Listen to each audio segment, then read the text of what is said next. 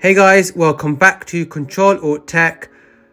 Dynamic Island, a feature that is in the entire iPhone 16 lineup. Now, Dynamic Island splits opinions. Some people think it's overrated, other people think it's underrated.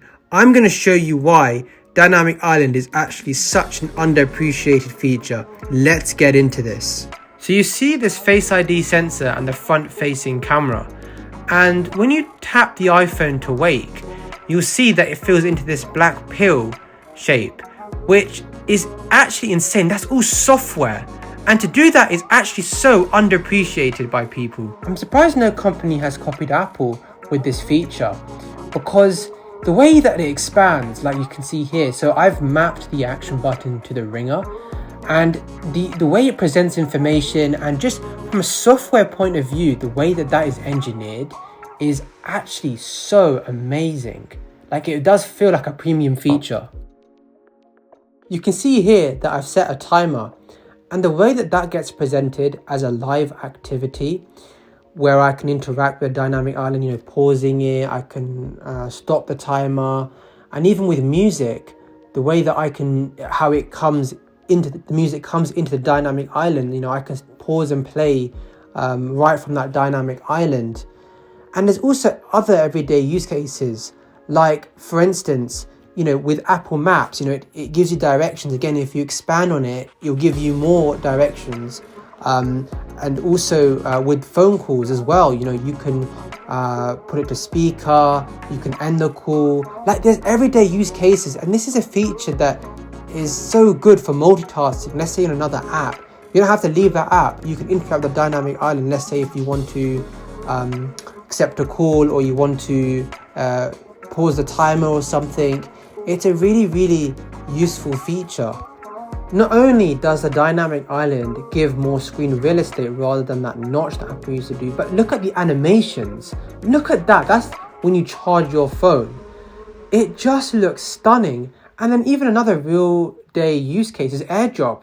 Look at it. Look at the Dynamic Island when you're airdropping something. Look at how the Dynamic Island expands when you use the torch. You can control the brightness of the torch and the direction of the torch right from the Dynamic Island, which is so clean.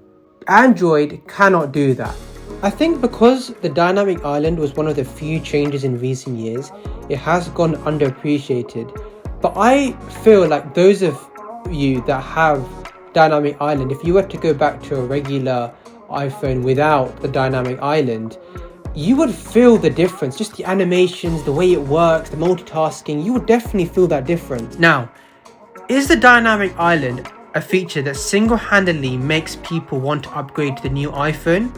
No, it doesn't. You can still use an iPhone exactly the way one would use an iPhone.